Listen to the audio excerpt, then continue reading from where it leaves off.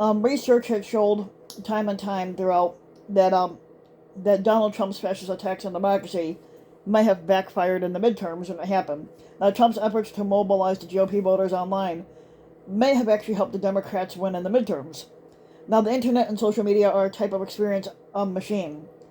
Now, at their worst, the internet and social media function as a self-reinforcing echo chamber and closed episteme in which many people confuse huge amounts of free and otherwise readily available information and content with true knowledge and hard-earned expertise. Now, the internet and the internet and also everything else that you go through on social media, the algorithm is designed to keep users engaged by amplifying negative emotions and feelings of conflict, where individuals who are experiencing emotional and spiritual emptiness, loneliness, and other unmet human needs are stimulated to an endless, if not compulsive, cycle of clicks, scrolling, posts, comments, likes, shares, and other reactions. And to that point, people who engage in compulsive internet use are more likely to exhibit the dark triad traits of Machiavellianism, narcissism, and psychopathy. In many ways, rage, anger, and other negative emotions and behavior are the currency and business model of social media and the internet. Back in a 2021 Pew Research survey, it showed that 31% of American adults report being constantly that 31% of Americans they're constantly online every day.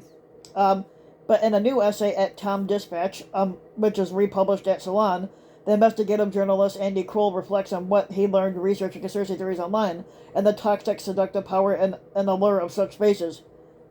Now, a confession on a few of those late nights spent in the online ruins, I caught myself starting to nod along with some of the wild-eyed nonsense I was reading. Maybe I found a particular Reddit thread surprisingly convincing.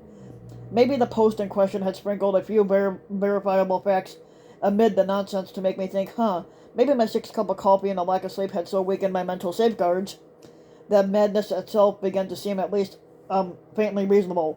And when I felt such heretical thoughts seep into my stream of consciousness, I took it as a sure sign that I should log off and go to fucking bed. Now, thinking back on those moments, I admit that the first feeling I had was pure and utter embarrassment. Basically,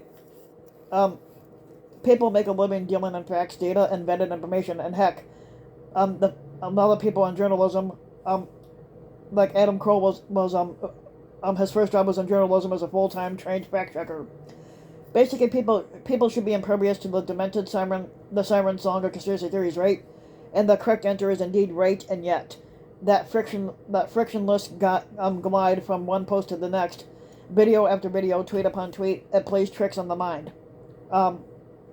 Spend enough time in that realm, and even the most absurd theories and narratives start to acquire the patina of logic and the ring of reason.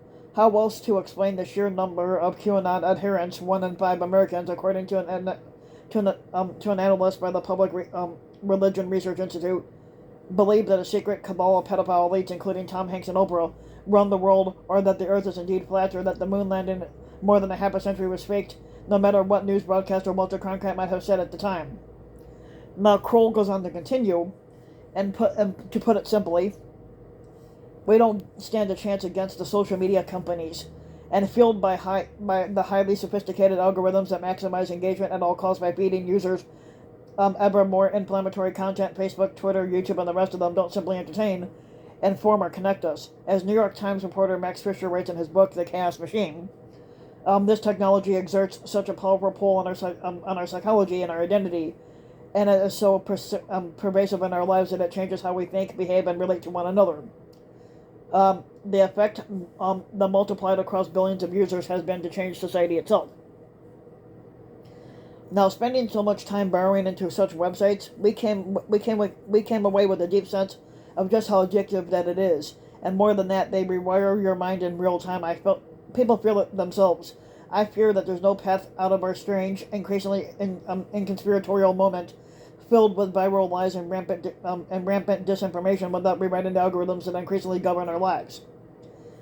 As seen on January 6th and throughout the age of Trump and the global democracy crisis, the internet and social media are a playground and a type of force multiplier for right-wing extremists, including fascists, conspiracists, terrorists, religious fundamentalists, white supremacists, and other malign actors to organize and plan, as well as to radicalize and recruit new members. Now, we know that Donald Trump embodies the worst of any human behavior. As the leader of a political cult movement, he has given his followers permission to be their true, horrible, shady selves. Fascism and other types of illiberal politics are those antisocial and anti-human emotions and impulses harnessed in the form of a reactionary, revolutionary, destructive political project. And to that end, Trump and the Republican fascists and the larger right were able to use the internet and social media to grow their base of support into a movement that was compromised by many tens of millions of white Americans. As many democracy experts and other observers have concluded, Trump's rise to power was empowered by the internet, social media, and how the American right wing has spent several decades creating a parallel media machine and other institutions that together function as a type of alternate universe for its followers. Now, Democrats, progressives, and other pro-democracy Americans have no such equivalent countervailing force. Now, writing at the Bulletin of the Atomic Scientist journalist Alan Miller offers this type of context. The 2016 presidential election was a watershed in the evolution of misinformation and disinformation. It was a breakthrough in public awareness of the scope and impact of harmful misinformation online and the kaleidoscope of bad actors who produce this. The public learned how much the companies running the platforms knew, especially Facebook, and how little they had been willing to do to curb it. The public also found out about the Russians' aggressive disinformation campaign to influence the election's outcome, pit Americans against each other, and undermine our faith in democracy. These forces were at play before Donald Trump became squatter, but he relentlessly exploited and exacerbated them with constant prevarications and attacks on the news media. Now, when journalists sought to hold him accountable, he dismissed their reporting as fake. He systematically eroded political norms and the rule of law, and he spread harmful falsehoods about COVID-19 that cost an untold number of people their lives, and he undermined his sycophants of faith in the election process. Having gone from alternative facts, a phrase that entered the lexicon just 2 days after Trump's inauguration, to alternative realities upon his contentious departure from squatting, Americans now not only cannot agree on what the facts are, they cannot even agree on what a fucking fact is. This poses one of the great challenges of our time, because facts are the central nervous system of public life. They are the basis for what is taught in schools, and for scientific inquiry and findings, and for the legal system and jurisprudence, and for societal debates and decisions about what constitutes effective public policy. Facts most certainly are not partisan. If they are in trouble, we are on the path of not only to an information dystopia, but very possibly to autocracy. Now, Trump, the Republican fascists, and their allies were able to use the internet and social media to take control of the White House and other governing institutions as part of a much larger and ongoing assault on American democracy and freedom. Now, during the midterms, enough Americans voted to slow down the Republican fascist assault on democracy and freedom. The Democrats would maintain control of the Senate instead of a clear majority in the House, and the much-disclosed red tide largely dissipated, leaving the Republican Party with a tenuous majority. Recent research by Sean Bowler, Miguel Carajas, and Jennifer L. Marola, which is featured in the journal Political Research Quarterly, suggests that the results of the midterm elections are a sign that Trump's power to use social media and the internet as part of his war on American democracy has been diminishing over time. Now, moreover, Trump's attempts to immobilize Republican voters and his cultists online may have actually helped the Democrats in the midterms. Writing at Side Post, Eric Dolan summarizes these findings. Carajas and his colleagues found limited evidence that exposure to some of Trump's rhetoric moved people in a more anti-democratic direction.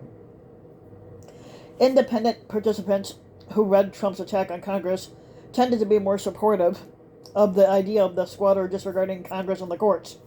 Trump's attack on the media also led to a greater endorsement of the squatter disregarding Congress among Republicans. These effects were mostly reversed among Democrats. Now, the researchers found no evidence that exposure to Trump's tweets attacking the media, Congress, and the courts influenced attitudes regarding support for democracy. Those exposed to the control tweet were just as likely as those exposed to Trump's attacks to agree with the statement democracy may have problems, but it is better than any other form of government. Now, Trump's tweets attacking the media, Congress, or the courts also appear to have no impact on support for strong leaders among Republican participants, but decreased but it decreased support for strong leaders among Democratic participants. In addition, those exposed to Trump's attack on the media were more likely to disagree with the statement. And when the press publishes inaccurate information about the government, the squatter should be able to remove their license, in effect that was largely driven by Democrats. The key finding is that Trump's undemocratic messages in 2019 and a series of tweets attacking other democratic institutions, it did not lead to an erosion of democratic attitudes. On the contrary, the results suggest that there is significant pushback against anti-democratic messages, especially among Democrats, and Karajas told SidePost. Now, Karajas concluded on this result. The results add an important caveat to the literature on polarization and democratic erosion in the United States. Previous studies have emphasized the risk posed by partisan polarization for citizens' attachment to democratic norms. One possible silver lining of partisan polarization is that it can lead to supporters of a pro-democracy out party, i.e. the Democratic Party during the Trump administration, to coalesce around democratic norms to fight against authoritarian excesses by the incumbent party. The research complements the findings by John Green, William Hobbs, Stefan McCabe, and David Lazar, as recently published in the prestigious Journal Proceedings of the National Academy of Science, also known as PNAS. That right-wing conspiracy theories about the big lie and stolen elections are correlated with lower turnout for Republican candidates in the 2021 Georgia Senate runoff election and increased voting for Democratic candidates. The abstract of online engagement with the 2020 election misinformation and turnout in the 2021 Georgia runoff election summarizes these findings. Liking or sharing messages opposed to conspiracy theories was associated with a higher turnout than expected in the runoff election, and those who liked or shared tweets promoting fraud-related conspiracy theories were slightly less likely to vote.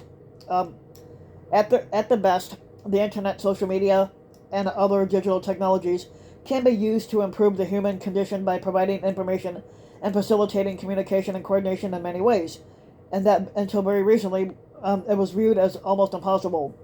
Unfortunately, those same traits have empowered the malign actors and other antisocial and anti-human forces to attack and subvert democracy and the good society.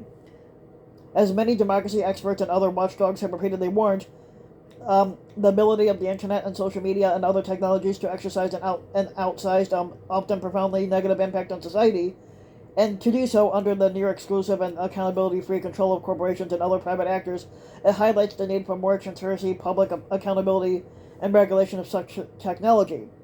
Now, the future of the global democracy and society may literally depend on how we collectively decide how much and in what ways the internet and social media and these new technologies more broadly should influence our lives, futures, and relationships to one another and the powerful.